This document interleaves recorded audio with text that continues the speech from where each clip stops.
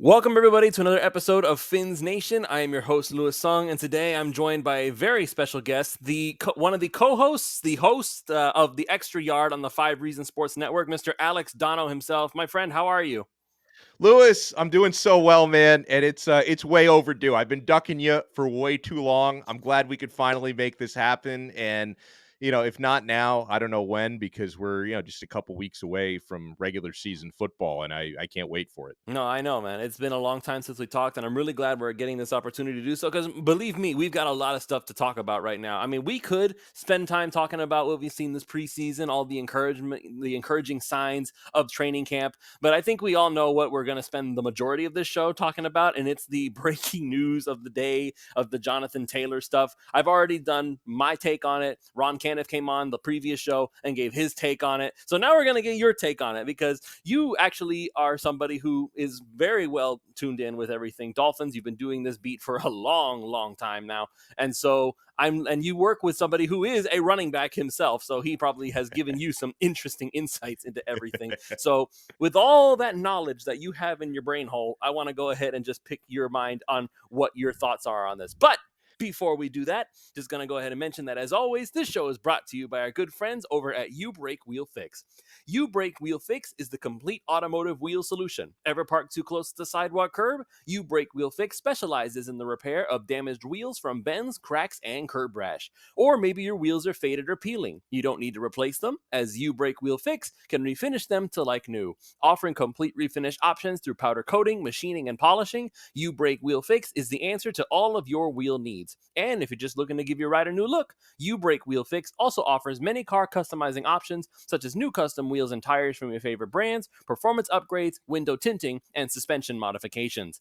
Located just south of Aventura, you can reach Mark and his staff at 305-748-0112 or online at youbrakewheelfix.com. They are really active on all social media platforms at You Brake Wheel Fix, so shoot them a DM on Instagram, Facebook, or Twitter and get an estimate in just minutes. So don't delay, go to You Brake Wheel Fix and start customizing your ride to show off your Dolphins fandom today.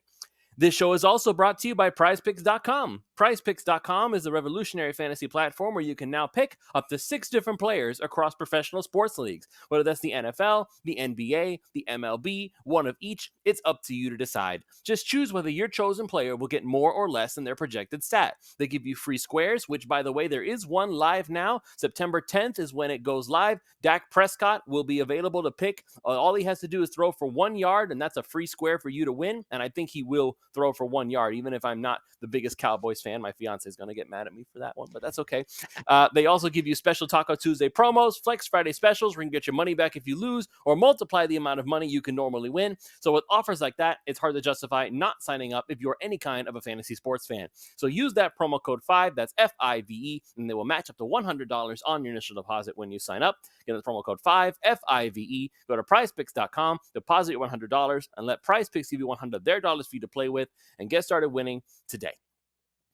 All right, Donald. So let me just give you the quick synopsis of what my stance is on all this. And I'll give you the quick synopsis of what Ron's stance on this whole thing was. So my stance on this is that I am not like super opposed necessarily to Jonathan Taylor, the player. I would love to have Jonathan Taylor, but the problem with Jonathan Taylor in my mind is the price that we're going to have to pay up to get him. It's not just how much money are we going to have to pay him on a contract, because if he wants to be the richest running back in NFL history, he's probably going to be making somewhere upwards of, Alf gave this estimation on Pulse of Fins Nation, the $18 million per year for a running back. Now, I know that the running back position has been devalued in the years past, and there are a lot of us that were out there saying, yeah, it sucks for the running backs, but at the same time, we also want to be able to save money for our team. It's a whole mess on that front. But we're looking at Jonathan Taylor, and there are some people saying that he is the best running back in football, period, point blank. And he said there have even been some people, I don't know how you feel about this, but some people have been saying that he is basically the modern day equivalent of Ricky Williams, which I can understand why a team would immediately jump at the chance to get somebody that good on their roster. I totally get that part of it. But it's not just that we're going to have to pay him. It's also that we have to give the Colts something up to get him. And what exactly are the Colts looking for? A first round equivalent.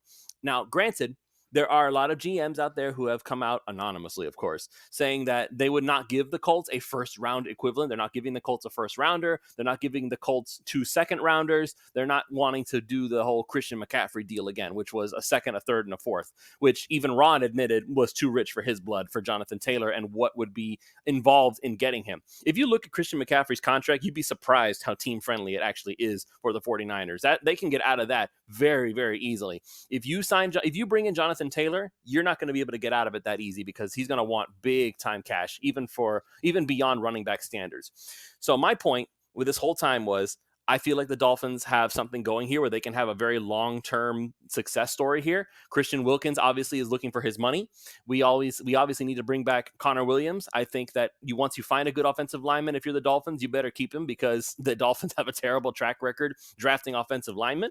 And there are so many really good players who are going to be coming up for their contracts very soon. And the Dolphins don't have a whole lot of money to work with here. They're going to have to very carefully pick their draft picks because they better pan out, because you're going to have to replace all this superstar talent with developing talent that will hopefully, crossing your fingers, replace that superstar talent that will be leaving.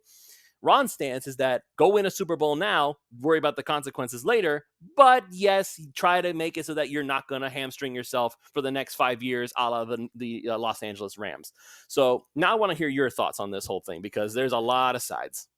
Well, I think Ron is pretty smart. And it sounds to me, Lewis, like you're probably not a gambler because I believe sometimes you have to put all your chips on the table, especially in a situation that I believe the Miami Dolphins are in. And I believe this because they've been saying it for the last year plus. They're not rebuilding anymore. They're in win now mode. And I believe when you are in win now mode and there is a player out there, and I understand, I'm going to get into the whole sustainability versus win now argument because I can understand the other side of it. But I am very firmly on the side of, unless the asking price is just such a ridiculous deal, like if it's more than a first round equivalent, which I don't think it is, but if it's a first round equivalent, which is what you're asking for here, I would argue that, if you're talking about a first round equivalent to acquire a 24-year-old running back who's still entering his prime and is arguably the best in the league already, that's better than your first round pick is going to get you, more than likely, if you use that first round pick or first round pick equivalent. So I think he's very much worth it. And even at a devalued position like running back, I'm such a firm believer in not only in Jonathan Taylor, but in how close I believe the Dolphins are to being a team that can win a Super Bowl and win now. I believe he gives you a much better shot. Right now, I know that the Dolphins passed up an opportunity to take a financial gamble on Dalvin Cook, but that's a running back who's on the back nine as far as that position goes, who's, pushing 30 and is going to be, on the decline, where I believe Jonathan Taylor is A, better, and B, he's on the upswing, not on the downswing. So I would make this move. I wouldn't hesitate to make this move with a first round equivalent. And, I know you were talking about what Ron was saying about, trying not to pay for it for the next 5 years.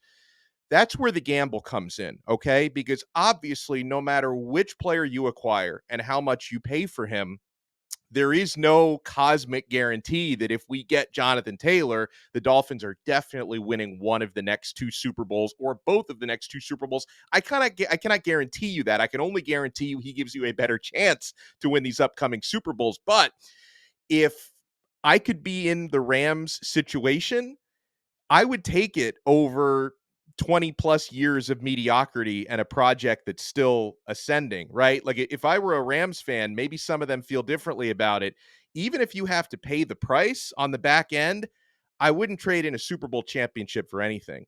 I've been on this planet for 38 years. You know how many Super Bowls I've seen my Miami Dolphins win? Zero. 0.0 Super Bowls. I'm born in 19 freaking 84 and my team has won zero. In fact, it was 11 years before my birth the last time they won a Super Bowl. So if I could look at Jonathan Taylor, and I am a gambler, by the way, as someone, you put all your chips on the table, you have to pay him a lot of money. You have to trade a first round equivalent to get him here. But I believe he puts the Dolphins in an excellent position to win a Super Bowl and also stick it to those stinking New York Jets a little bit because, they just acquired Dalvin Cook and the Dolphins can be like, hey, hold my beer. I'm going to go out and get somebody who's even better and even younger, and it's going to make my team way better than yours. So I would do it. And again, this is an argument of win now gamble versus sustainability. Because on the backside of it, Lewis, if the Dolphins make this move and they don't win a Super Bowl in the next 2 years, and then you get to salary cap hell and, you enter the situation the Rams are in, but without a championship to show for it, then yes, Dolphin fans will look back and say, this was the worst trade ever. We had this amazing project being built, and we had Mostert and Jeff Wilson, and we're pretty good. And Tua. And by the way, one of the other reasons why I would make this move now is obviously maximizing the window of Tua, who I know I've been accused of being a hater, but I do think Tua is good, and I think if he can stay healthy and the jujitsu training, he knows how to fall properly now. I think Tua is good enough to win a Super Bowl in this league with the right supporting cast, and he's also on a window for the next couple of years where he's still on his rookie deal. So maximize that rookie deal, because at some point you would have to pay Tua as well. So I would go in on Jonathan Taylor, and I have to have a strong opinion about this, Lewis, and I'll tell you why. Okay, I know there's a lot of people out there. They're looking at their spreadsheets. They're like, oh, well, this is a great player, but if you pay him 1 million too much, we're going to be in cap hell and it's not worth it. I see that argument. I understand it. But my argument, and Stephen Ross probably agrees with me, by the way, and I feel like Chris Greer probably agrees with me as well, is you want to acquire the best possible players. And Jonathan Taylor is arguably the very best at his position, one of, the top 3 or 4 best at the very worst. And he would give you a better chance to win now. If I'm Stephen Ross, unless the price tag ends up being, the trade acquisition ends up being even more than, a first round equivalent, because we don't know exactly what the Colts would ask for. We only know what the rumors are. But if you can get this done at reasonable compensation, I think it's a gamble worth taking. And I'm saying this as a long time and long suffering Dolphins fan. And listen, I know I loved the Ricky Williams move, 20 years ago. The flip side of that was the Dolphins didn't win a Super Bowl with Ricky. I get that. There were plenty of other issues, though, on the team. I believe that this team right now has better foundations than the team that acquired Ricky Williams under Dave Wanstead. I believe this team now, with Vic Fangio aboard, with the job that Mike McDaniel's doing, with the weapons you have in your passing game, I believe this team has way better foundations than the 2002 team that acquired Ricky Williams. I believe this is the type of move that can help the Dolphins take the next step and finally win a Super Bowl in my lifetime. I would do it.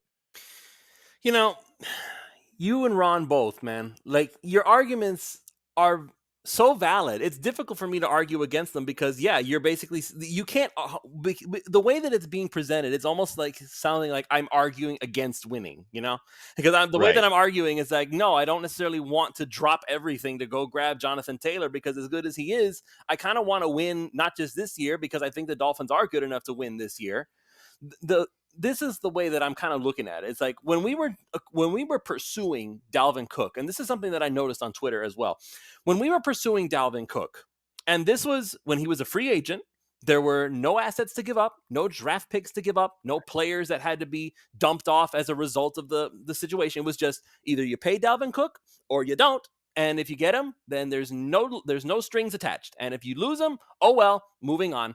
So that was the thing with Dalvin Cook. Dalvin Cook still has a lot of respect in this league. I know he does, because he for the last, you don't just dismiss the fact that the last 4 years he's run for over 1,000 yards. That doesn't just go away just because he's older. Like, if that were the case, then we should have put Raheem Mostert out to pasture, because he's in his 30s and he's still doing really good job as the Dolphins running back. He knows the system. He knows it better than anybody in this system. And we already saw the Dolphins run roughshod over the Houston Texans, who, by the way, it was actually pointed out by a friend of mine on a previous show that the Texans had actually held the New England Patriots to 78 yards rushing total in their first preseason game. And then we put up almost 200 yards. Though. I know, Yeah, it's almost it's preseason. I get it. It's preseason, but our starters, at least for a little while, we're playing their starters, and then the equivalent thus far for them, it's the same way. It's the same kind of matchups. But I understand it's preseason. It doesn't matter that much.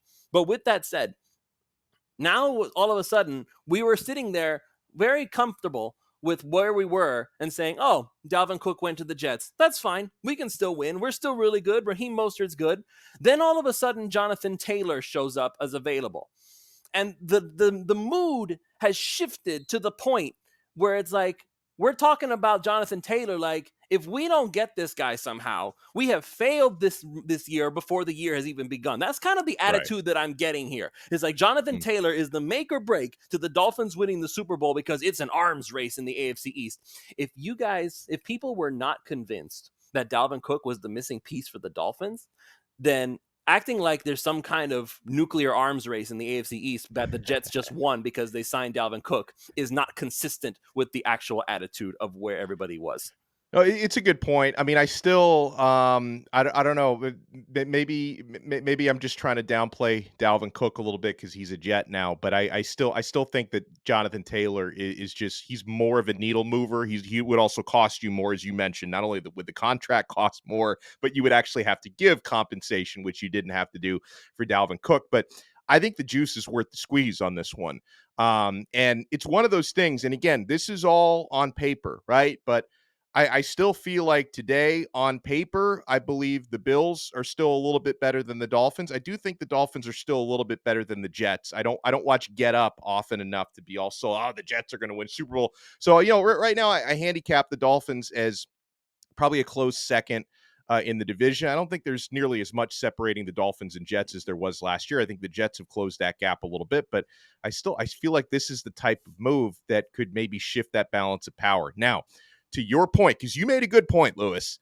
Finally. Yeah, there. Well, I mean, listen, A dead clock strikes twice a day, Donno. a break, right? A broken clock. That's what you're doing today. No, but you did make a good point on some Dolphin fans acting like this is like a season breaker.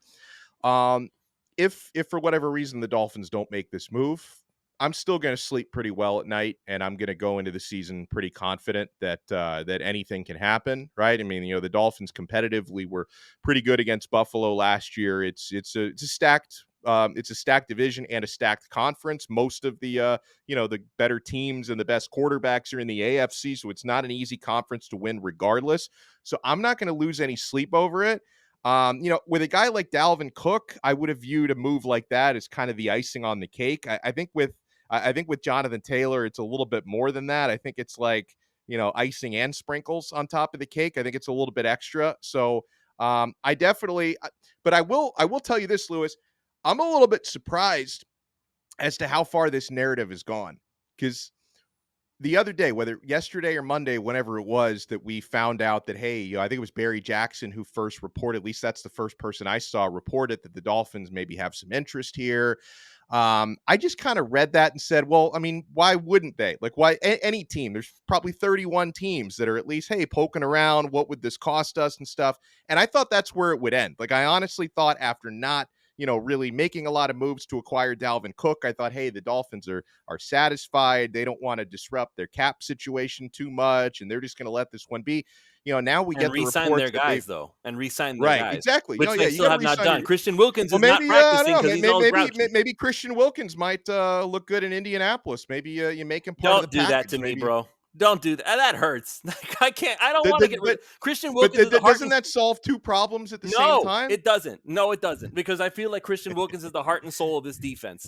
They cannot Yeah, dump Christian yeah. Wilkins. He makes so many other people's jobs so much easier just by him being there. You can't. I cannot wrap my head around Christian Wilkins not continuing to be a Miami Dolphin. He's like the No, most I hear you. besides him and maybe like Jalen Phillips, those two guys are probably going to be the Yeah. most important pieces of this defense for years See, to I come. can't give up Jalen Phillips because he went to the U. But Christian Wilkins, Clemson Tiger, and whatever. You can get the hell out. I'm kidding. I love him. I don't want anyone to take that seriously. I love him.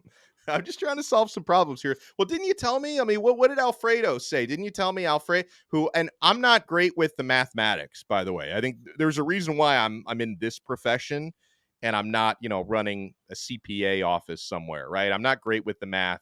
But weren't you telling me off the air that Alfredo, the capologist of 3 yards per carry, he figured out a way to sign Taylor or to give Taylor his money after you acquire him and to extend Christian Wilkins and keep everybody happy. So mathematically, apparently, there's some fantasy land where this can all work out. And I would trust Chris Greer to figure that math out before I would trust Louis D. Sung to figure out that math. Oh, believe me, when it comes to math, I'm the last person in the world you want to actually run those numbers. Second to last. I I'm probably worse. I couldn't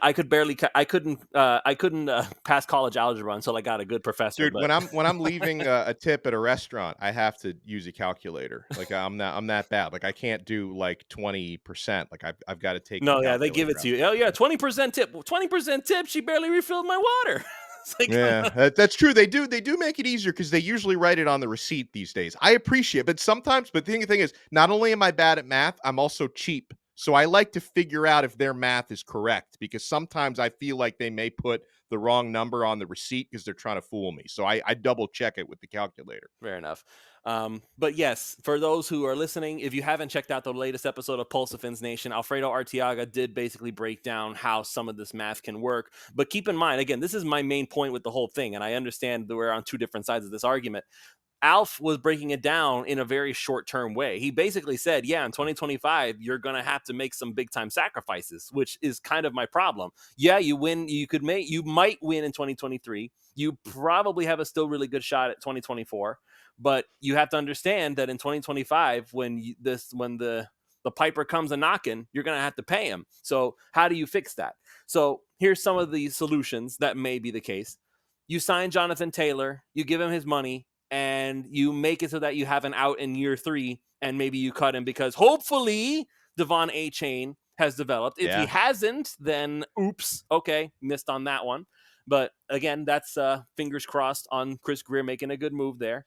And that's actually kind of funny because Ron was talking about how much he loved Devon A-Chain and how special I he's like going to A be. Chain too. Yeah, Yeah. like, but he's talking about he's going to be special. He's going to be the next superstar of the Dolphins. Jonathan Taylor. Who needs Devon A-Chain? That's kind of what it feels like. Yeah, the thing is, like, A Chain to me, I think he's got some limitations because he's a little slight of build.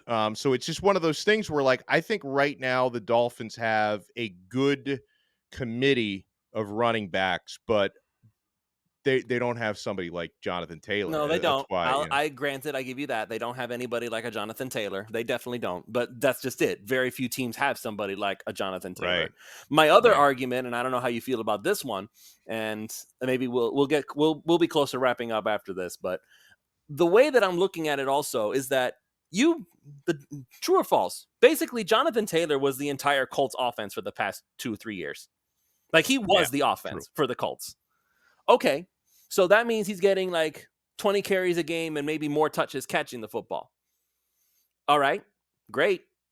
So whose touches are you taking away to make sure that Jonathan Taylor plays up to his contract? Are you taking away touches from Tyreek? Are you taking away touches from Jalen Waddle? Are you taking the ball out of Tua's hands and giving it to Jonathan Taylor? Like, I get it. I understand Yeah. that you want to have a good balance. You want to be.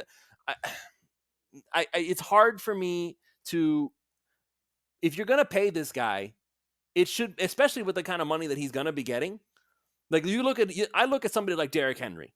I look at somebody like Christian McCaffrey, who again, look at his contract, folks. It's not that painful. Like, but even then, those guys take up a majority of the touches on the team because they're Mhm. that good. If you sign Jonathan Taylor, I don't want him to just get 10 carries a game and that's the end of the discussion because you still have to make sure that Tyreek gets his catches. You still have to make sure that Jalen Waddle gets his catches. My friend Chris Early, otherwise known as Duke, he was on Pulse and he talked about this as well, is that, well, all you have to do is just make sure that the defense gets off the field quickly and you just get more snaps. That way there's more snaps to go around. But Well, plus, and the way I look at it, you're picking up so many first downs with this offense, or maybe sometimes you throw 70-yard bombs, but ideally you're picking up so many first downs. You have so many extra offensive snaps to get opportunities. But and listen, I hear you because you're having a it's definitely it's a good point. Wow, 2 good points in one show, Lewis. This is an I know, all-time right? record It's for like a you. record. It's an all-time record. But listen, I understand what you're saying about the touches, but you sound a lot like the national media right after LeBron James made his decision in the summer of 2010 when people were saying, "Well, hold on, how are you going to get Dwayne Wade, LeBron James and Chris Bosh all to share one basketball. It'll never work. Okay, but that's the Um, different game, though. Basketball, like they can be on the court for the entire game together, passing the ball okay, around. But okay. in football, it's like you get one play, it happens. You got to go back in the huddle, and you got to try again. And that's Well, and I think if Mike McDaniel were not in favor of making a move like this, I think Chris Greer would probably default to him on it, and then it'll ultimately fall through. But at the same time, I think I trust Mike McDaniel, who let's not forget was a run game coordinator in San Francisco. I know you forget it if you watch the Dolphins last year and it was fun and gun. oh, You he kind of was forget, pass oh, this guy happy. comes from a. It was very pass happy offense, which is fine. But I also think the offense can be so much more balanced and complete. Because again, I know everybody, all the stat nerds are like, well, Wilson and Mostert, they average 5 yards per carry. But to me, like, limited touches relative to the offense. And I don't believe that they would hold up consistently in a way that Jonathan Taylor could with a heavier workload. I think creating more balance to the offense and using Taylor in a number of different ways, I think Mike McDaniel can find a way to do it. But I take your point. I take your point about, hey, he would have kind of a limited role compared to what he had in Indianapolis. That is a point worth putting out there, Lewis. But you will not deter me from the shiny object. And I think Jonathan Taylor makes the Dolphins even more of a Super Bowl contender. I consider them a fringe Super Bowl contender right now. You get Jonathan Taylor, you are a bona fide Super Bowl contender, if not one of the betting favorites, like top 2 or 3. I can't dismiss what you're saying. I'm not so diametrically opposed to Jonathan Taylor that I would hate the move. I would be excited along with everybody else. But in that middle of the excitement, after the season is over and the the dust has settled, I'm gonna be like, who am I gonna So you're have to telling me who am I gonna have to after the say goodbye to? you're telling me after the Dolphins win the next 2 Super Bowls, then in 2025 you're going to be pissed because they're in cap hell. It's like, we just won these 2 rings, but now we stink. No, I'm I'm still not going gonna to be say we stink. streaking. I need to see Yeah, who develops if anybody does. But I'm yeah, gonna yeah. but I don't have a crystal ball. If I could, I would. If I had a crystal ball, man, I would be able to tell you why I feel what I feel very easily. But you're right for one thing. Unless it's Prize Picks, I'm definitely not a gambler. I'm not somebody who likes to take chances on things because I have tried to take chances in my life and it's always burned me like every Oh single no. time. So I've learned the hard way that sometimes it's good to make sure you have that safety net. But I get it. This is football. It's not my money. It's not up to me to decide. And yes, as reported, the Dolphins have this is per a Colts beat writer that the Dolphins have made an Mm. offer for Jonathan Taylor as we are recording this. So obviously the Dolphins are interested. We'll see if the Colts are interested in taking it. The deadline for the trade, according to reports, is that it has to be Tuesday. If it's not done by Oh Tuesday, wow. yeah, if it's not done by this upcoming Tuesday, then the chances of a deal getting done are severely limited because the Colts want to be Huh. done with this whole mess before they have to do their final cut downs. Oh, okay. That makes sense. That makes sense. Yeah. So we will see, and I hope that the Dolphins find a way to miraculously. I know that Chris Greer and Brandon Shore are very good at their jobs as far as maneuvering the cap around. I just hope and pray with all my heart and soul that they will manage to find a way to get Christian Wilkins locked up. That if they Yeah. want to get Jonathan Taylor, find a way to make it happen. There are ways that they can get around this. I don't think Xavier Howard's going to be around for much longer. I wouldn't mind saying goodbye to him if Cater Kohu and Cam Smith develop, which, again, as much as I appreciate what he's done for the team, I get it. It's a business. Got to say goodbye. But there are certain core players that I'm not willing to part ways with, and those guys need to get locked up one way or another. All right. I think we're going to go ahead and call it here. Do you have any final thoughts, Donno, before we go? We got to make your plug. You got to talk. Yeah. You're doing Extra Yard. Yeah, so I do want to bring up that, yeah, on Thursday afternoon, live at 3 p.m., I will be on right here on this YouTube channel, 5 Reasons Sports, with Troy Stradford, former Miami Dolphins running back. Which, as And you're it's listening to funny. this, folks, as you are That, listening that's to gonna this today, yeah. Yeah, that's gonna be okay. So Thursday, so today we're gonna be talking with Troy Stradford at 3 p.m. And I'm curious because we haven't talked yet. We haven't done an episode since the Jonathan Taylor stuff came up. We talked about Dalvin Cook a couple of times. Obviously, that he went to the Jets, not the Dolphins. So I'm looking forward to Troy's take because if there's anybody who I is probably going to make a lot of sense when talking about the running back position. It's not me, it's not Lewis, it's not Ron, it's Troy Stradford. So I'm looking forward to talking with Troy about that. Yeah, if anybody would have insight on what a running back can do for a team, it would be somebody who has been a running back in this league. And by the way, Troy absolutely loves Devon A-Chain because A-Chain reminds Troy of himself, he says. So, so he's a Oh. huge Devon A-Chain fan. But listen, man, hopefully I'll find out if he's a huge Jonathan Taylor fan as well. All right. So that's going to be it for this show. Thank you all so much for listening. Donald, thank you for joining me. For those of you who have not already done so, make sure you go to You Break Wheel Fix. You can reach out to them at 305-748-0112 or go online at youbreakwheelfix.com to get an estimate in just a few minutes if you want to get your ride fixed up or if you need to get a Super Dolphins makeover. There's some awesome custom jobs they can do for you. And of course, prizepicks.com. Use that promo code 5. That's FIVE. They will match up to $100 on your initial deposit when you sign up. So go in there and get started winning today. So make sure, by the way, you're tuned in as you are listening to this. Today is Thursday, so 3 p.m. on the 5 Reasons Sports Network. Donno will be live with Troy Stradford on the Extra Yard, so tune in for that. We will see you all tomorrow for another episode of Fins Nation.